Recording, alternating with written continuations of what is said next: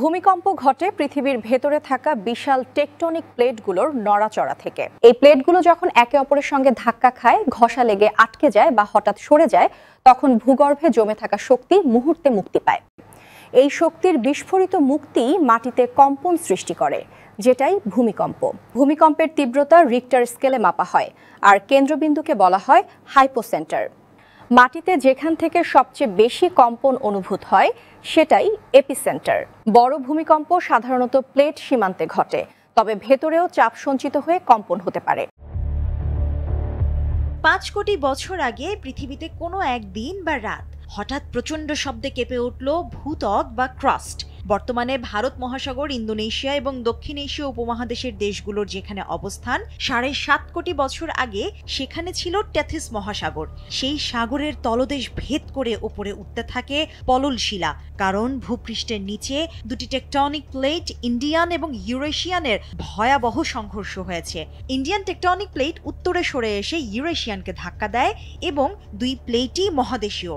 তাদের ঘনত্ব একই হওয়ায় একটি আরেকটির নিচে তলিয়ে না গিয়ে ধাক্কা খায়, আর টেথিস সাগরের পলল শিলাগুলো ভাঁজ হয়ে ওপরে উঠতে শুরু করে। এভাবেই ভূপৃষ্ঠের বুকে সুউচ্চ হয়ে জেগে ওঠে পৃথিবীর বৃহত্তম এবং সর্বোচ্চ পর্বতমালা হিমালয়। কিন্তু হারিয়ে যায় টেথিস মহাসাগর। তাই তো হিমালয়ের বিভিন্ন স্তরে স্তরে বিজ্ঞানীরা আজও খুঁজে পান সামুদ্রিক প্রাণীর জীবাশ্ম।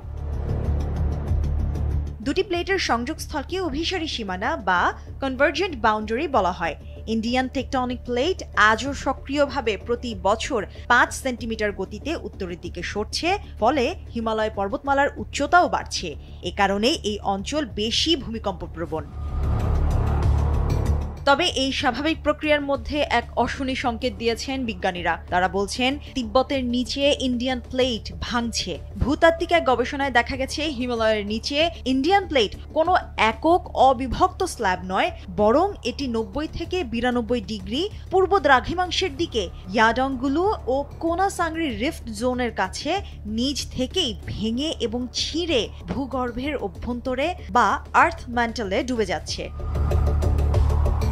অন্যদিকে হিমালয়ের পশ্চিমে এই প্লেট অক্ষত, কিন্তু ভূগর্ভের 100 কিলোমিটার উত্তরে ইয়ারলুং জাংবো সার্টারের দিকে দেবে যাচ্ছে। এই আলাদা হয়ে যাবার প্রক্রিয়াকে বলা হয় ডিলামিনেশন। ইন্ডিয়ান প্লেটের লিথোস্ফেরিক ম্যান্টেলের ঘন অংশ ছিঁড়ে আর্থ ম্যান্টেলে ঢুকে যাচ্ছে। অন্যদিকে তিব্বতের নিচে দক্ষিণে নতুন করে লিথোস্ফিয়ার স্তর ক্রমাগত বেড়ে চলেছে। বিজ্ঞানীদের মতে তিব্বতের নিচের অংশও ভাঙছে। ইন্ডিয়ান প্লেটের অস্বাভাবিকতা নিয়ে গবেষণা করে বিজ্ঞানীরা বলছেন, মহাদেশীয় প্লেটের এভাবে ভেঙে যাওয়া খুবই বিরল ঘটনা। দেশ বা মহাদেশ এই ভাঙনের ফলে প্রচণ্ড ভূকম্পনের পর আলাদা অথবা বিলীনও হয়ে যেতে পারে।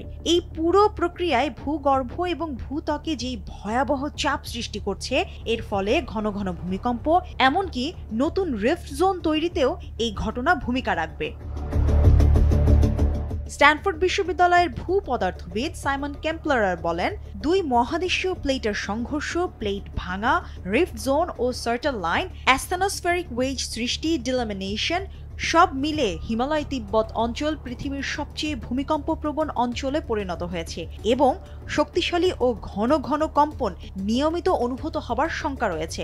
বিশেষজ্ঞদের মতে, ইন্ডিয়ান প্লেট ইউরেশিয়ান প্লেটের নিচে দেবে যাওয়ার থেকেও ছিঁড়ে ভেঙে যাওয়াটা বেশি ভয়ঙ্কর।